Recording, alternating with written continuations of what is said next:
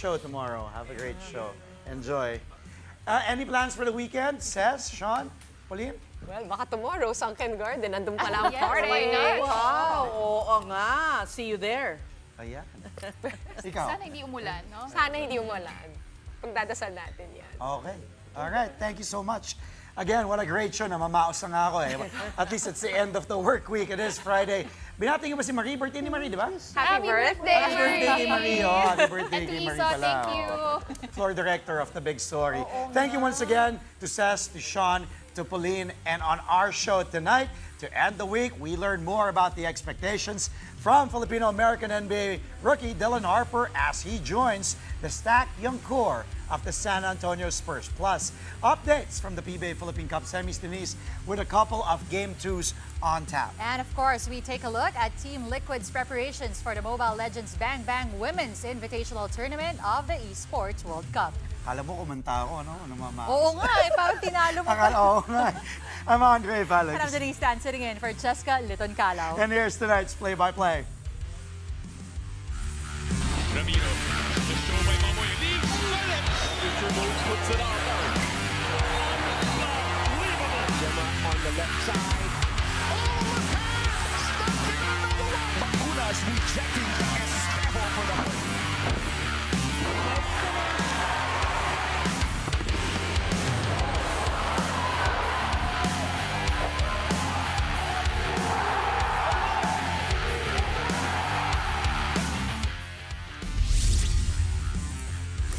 Look at that, a third straight Rookie of the Year for the San Antonio Spurs with a big question mark, by the way. Well, that's one of the goals of Filipino-American standout Dylan Harper as the Spurs selected the 6'6" guard out of Rutgers, second overall in the first round of the NBA draft yesterday. Harper joins a lineup that features the last two Rookies of the Year, Stephon Castle, and 2023 #1 overall pick Victor Wembanyama. But Harper faces stiff competition from his fellow newcomers to the league, including the #1 overall pick this year, Cooper Flag, who is set to play for the Dallas Mavericks. Before heading to San Antonio, Harper faced the media for the first time as a Spur. He spoke about pursuing the top award for rookies as well as playing alongside San Antonio's young stars. I feel great. I feel good. I almost cried. There's everything there's every emotion you could possibly feel. I felt during that moment. You know, I was ready to get with that organization, man, ready to get things rolling. I'm just super excited and happy and just always grateful for everything. I mean, I think all my life it's always been like, how can I go somewhere and know we make something happen, you know, just and obviously get to the championship. And I think with that young group, they in the right direction. They had a great everything, man, from the front office to the equipment manager, even to the video guy, man, them all around is great. So, I mean, I think the culture over there they got is great, and I just love it, and I'm just happy that I'm a part of it now. That's definitely a goal of mine, to make it 3 in a row. And I think the coaching staff and I think the players are going to probably make it easy for me to go out there and showcase my talent, so definitely. Definitely, no. I mean, really all the guys, but I think Stephon Castle, the big one, he said, obviously, besides Wemby. So, Stephon Castle and De'Aaron Fox, I think when you play with such good players, it just elevates your game, you know. And when you got that many ball handlers on the court, you can really space the court out. It makes the game so much easier for everyone else. So, I mean, just having an opportunity to be on the floor as all of them is great. Now, the Spurs top brass is excited not just for Dylan Harper, but also another potential star in Carter Bryant. With the 14th overall pick, San Antonio selected Bryant out of Arizona. Bryant is a bouncy, athletic 3-and-D forward who could add significant depth to the Spurs front court. He could also provide major support for Victor Wembanyama in protecting the paint. Bryant tallied 37 blocks last season, which is the 7th most by a freshman in Arizona history. The 19-year-old Cager also showcased his shooting, going 37% from deep. Harper, on the other hand, is seen by many experts as the best pick-and-roll player in the 2025 draft class. Here's Spurs General Manager Brian Wright talking about both players and how they epitomize positionless basketball. I think we got two great young players to add to the group going forward, and a little surprised, but it ended up being a great night for us. Positions in this day and age don't matter as much. We just saw playoffs where the team that won had a 6'5" wing that guarded the center, right? And you start to put offensive skill sets together, and having multiple ball handlers, multiple people that can create, multiple people that can put pressure on the rim and make life easier for other players on the floor, I think that's an advantage, and I think we can do that for all 48 minutes. And so I'm not as concerned about positional overlap and trying to find skills and people that can put us in advantage situations and be able to play off that, and he can definitely do that. We don't ever approach the draft and just trying to fill a need, right? I think there's a lot of ways to build your team out, and the draft is the chance that you get to add someone who you think can fit long term. And so you want to take the long term talent, and you can figure the roster out in terms of immediate fit, in different ways. I think what we've tried to do is just put one foot in front of the other, stay head down, and hopefully we look up someday and we're right where we want to be. But not putting the cart before the horse. We got a lot of work to do over the coming months and coming years. But our hope and goal is to be there as soon as we can be. The second round of the 2025 NBA Draft took place today, still at the Barclays Center in Brooklyn, New York. Several notable names came up on the board, including Rashir Fleming out of St. Joseph's University. The 20-year-old forward was drafted 31st overall by the Minnesota Timberwolves, but he was then traded to the Phoenix Suns for the number 36 selection and 2 future second-round picks. As a junior in college, Fleming averaged close to 15 points while shooting 53% from the field and 39% from beyond the arc. Experts say that Fleming has the body and athleticism to become a capable pick-and-roll and pick-and-pop man. Here's the newest member of the Suns sharing his thoughts after officially making it to the NBA. I've never done anything like this in my life. Like, this is this is a crazy experience for me. I'm not gonna lie. Like, it's I don't know what this is. All right, well, let's talk basketball, right? That's such a genuine reaction, but let's talk about the basketball, right? You are talented, you are versatile, can defend multiple positions. What are you going to bring to the organization that you're joining, the Phoenix Suns? First off, just so much effort. Like, regardless if anything goes wrong, if I'm not making shots, anything, which I doubt, you're gonna get a lot of effort out of me. Like, I'm gonna continue to play hard, regardless. Doubting that you were going to miss shots was very slick. I heard that. Congratulations, Rashir. Appreciate it. Thank you. And Arkansas product Fierro also turned heads after he was drafted in the second round. Fierro was selected 36th overall by the Brooklyn Nets, but he was ultimately acquired by the Los Angeles Lakers in a deal involving the Minnesota Timberwolves. Fierro had a breakout campaign as a junior with the Razorbacks. Across 27 regular season appearances, he averaged 15 points, close to 6 rebounds, 2 assists, and almost 2 steals while shooting 54% from the field. Experts say the 20-year-old forward's 6'8" frame and 7-foot wingspan is ideal for his position in the modern NBA. His strength as a defender is also a major plus as he joins the Lakers. Here's Adu along with his dad Almami talking about realizing their NBA dream. Doing good, blessed, happy, just thankful, just, grateful. Coach or Dad Almami, we know that being a parent and a coach sometimes can be challenging, but to get your son to this moment, as a dad, how proud are you of him? I'm super proud of him. He worked all his life for this moment, and we are proud of him. Congratulations to you both. Congrats to do. Thank you. I appreciate it. Coming up, we move on to the PBA Philippine Cup semifinals. Will Ginebra and TNT maintain foothold of their opponents, or will San Miguel and Rainer Shine fight back? We'll find out when we return here on Play by Play.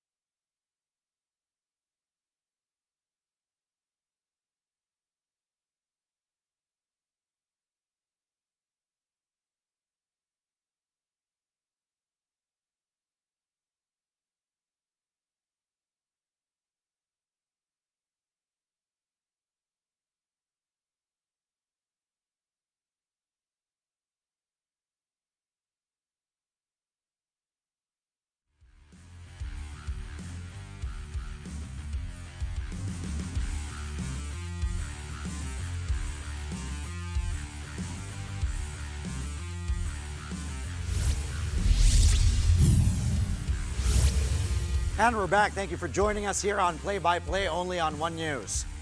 In the PBA, the San Miguel Beermen have pulled even with their sister team, Barangay Ginebra San Miguel, in the semifinals of the Philippine Cup. SMB beat Ginebra in Game 2, 100-83, to level the best-of-7 series at 1 game apiece. The Beermen got off to a hot start and then quickly built a double-digit advantage. Ginebra tried to force a comeback, though, through many runs in the second half, but SMB was able to hold them back. The Beermen claimed the victory even though superstar Junmar Fajardo was fielded sparingly due to a calf issue. Fajardo played just 17 minutes, racking up 2 points, 7 rebounds, although part of that was also because the game was a blowout. With their main man not 100%, veteran Marshall Lassiter stepped up to lead San Miguel with 16 points, including 4 3-pointers. 5 others scored in double figures for the Beermen. Ginebra Stephen Holt had a game-high 17 markers to pace the Gin Kings in a losing effort. Here, Lassiter and head coach Leo Austria talking about how the team responded amid Junmar's current predicament. Thanks for my players. They know what the situation is because they know since yesterday when we've learned that Junmar will be on a managed minute or depends on my discretion. So everybody's thinking na have to step up. It's not only Junmar's a game itong San Miguel eh. So lagi natin sinasabi, ang strength ng team ay naka Junmar. But don't forget, the strength of Junmar is with his teammate. And it's really very evident tonight, especially Mo before the game. So he's well motivated. I think he's one of the key. Plus, the guy besides me, he know the situation, what the situation is. And then he step up. I think from game one, we kind of noticed that there are certain things that we could have done a little bit better. I think tonight we had a little bit more assists, so that was good on the part of everyone. We're just sharing the ball. Playing as a team, that's what coach wants. We're 6 guys in double digits, so it puts a lot of pressure on the defense when everyone can be a threat. And tonight, that's what we wanted. Meantime, the TNT Tropang 5G and the Rain or Shine Alaso Painters are battling it out in Game 2 of their own semifinal series. The Alaso Painters took a double-digit lead in the early goings with Kailan Tiongson and Adrian Nocum providing the spark. But with R.R. Pogoy and Calvin Oftana answering back, the Tropang 5G cut the deficit to 4, 25-21 by the end of the first quarter. The next 12 minutes saw another surge from Rain or Shine that resulted in a sizable advantage. But after Adrian Nocum committed a flagrant foul on Brandon Ganuala's roster, the tide began to turn in favor of TNT. At the break, the Alaso Painters hold on to a 52-50 edge. The second half of this match is still ongoing. The Tropang 5G currently have a 1-0 lead in the best-of-7 series. Game 3 of both semi-series will be on tap on Sunday. The TNT Tropang 5G and the Rain or Shine Alaso Painters will once again play the first game of the doubleheader at 5 in the afternoon. TNT looking to reassert their mastery of Rain or Shine for the 3rd conference in a row. Then sister teams, Barangay Ginebra San Miguel and the San Miguel Beermen will face off at 7:30 in the evening. Both games will take place at the Big Dome, the Smart Araneta Coliseum, but you can still catch the games live on PBA Rush, on RPTV, and the Pilipinas Live app. And it will be a busy schedule as well for the PVL as it resumes its tour in Batangas City this weekend. 4 teams will make their debuts in the preseason till tomorrow. First up are the Galleries Tower High Risers and the Chocomucho Flying Titans head-to-head at 4 p.m. Then the Next Slide Chameleons take on the all-Filipino champions, the Petrogas Angels, at 6:30 p.m. On Sunday, the Angels battle the High Risers at 4 p.m. Then the Flying Titans and Chameleons close out the Batangas top with a 6 p.m. showdown. All 4 weekend matches will take place at the Batangas City Sports Center, but you can also catch them live on One Sports, One Sports Plus, and on the Pilipinas Live app. Coming up, we put the spotlight on Team Liquid as the team gears up for the Mobile Legends Bang Bang Women's Invitational of the 2025 Esports World Cup. Play-by-play will be right back, so stay tuned.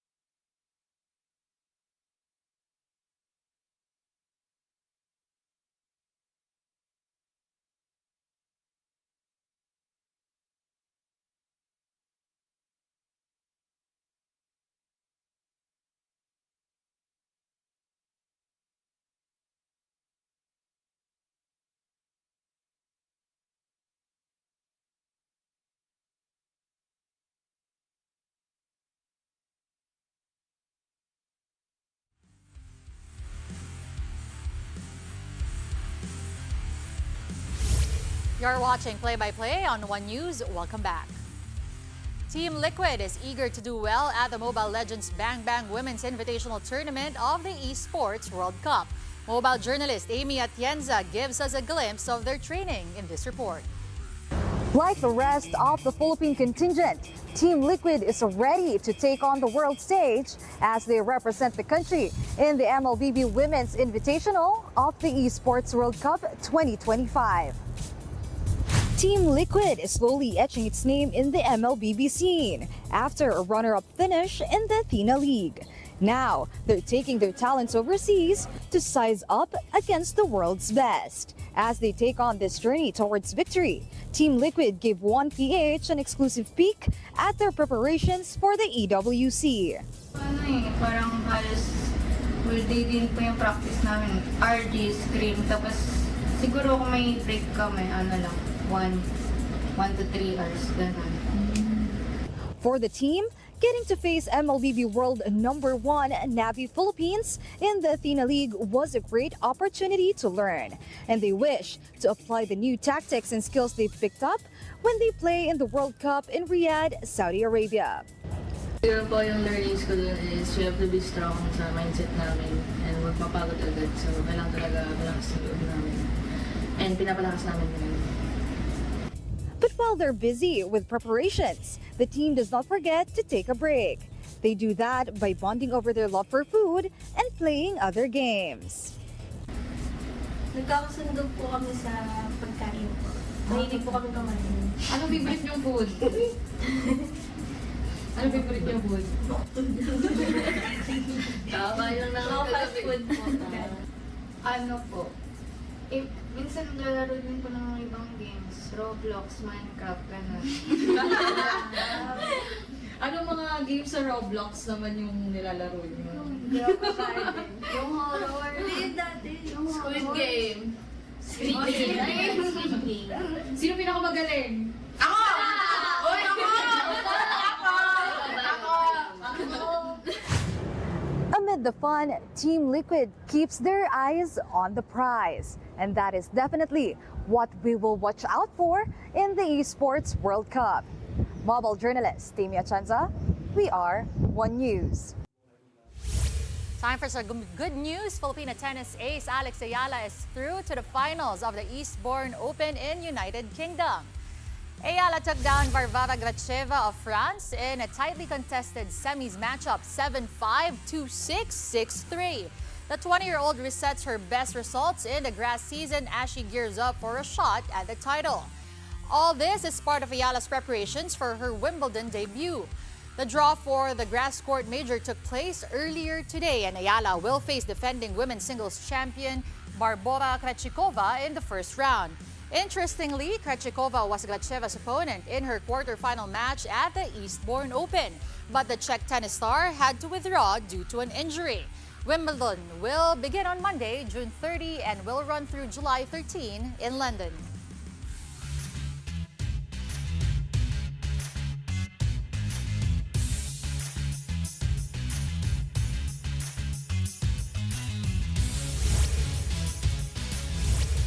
Happy Friday, PBA fans! What a treat for you tonight to end the work week. Pwede ko na rin ipahinga yung boses ko. Pero weekend, may trabaho pa tayo. Okay lang yan. Game 2 between Ginebra and San Miguel, sister teams here in the semis of their Philippine Cup matchup, best of 7. Let's roll it right away. Simulan natin with the crowd favorites. Raymond Aguilar, handoff, Pinto.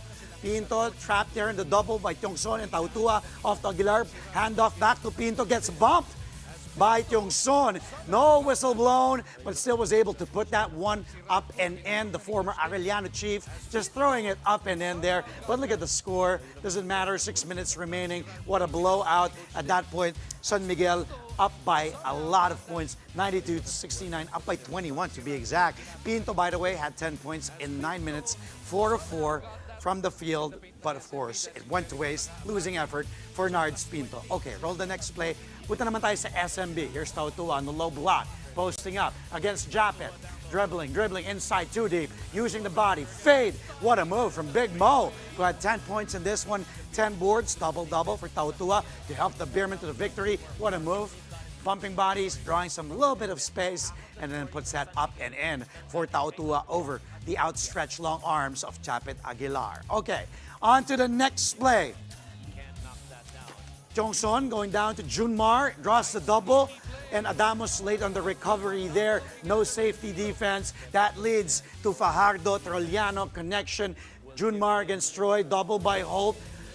And then, na-late lang si Adamos, but good cut there by Troliano underneath for the reverse. Good pass by the big man. Troliano, by the way, had a good game, 14.6 rebounds, 2 steals. And by the way, that's one of Junmar's 2 assists only in the game. They're blowout naman. So, napahinga si Junmar Fajardo dito. Lastly, we've got Jericho Cruz off the screen. Ooh, the spin on Ben Adamos. What a quick move there for the former Adamson Falcon, Jericho Cruz. And look at the bench there, loving it. Coach Leo applauding his former player back in college and still plays for him here in SMB. What a move. Ganda din ng pick doon ni Brondial, former Adamson scoring Falcon as well. Parehong Falcon connection. Inikutan talaga si Adamos. Cruz, by the way, 11 points. San Miguel beats Ginebra 100-83. Beerman now tied the series. 1-1, best of 7, game 3 at the Big Dome this Sunday. It will be a good one. Ginebra versus SMB. Kanino kayo? Yun ang tanong. Denise. And before we go, we want to wish the best of luck to the Philippine women's national football team and to Alas Pilipinas women ahead of their respective international competitions, which begin this weekend.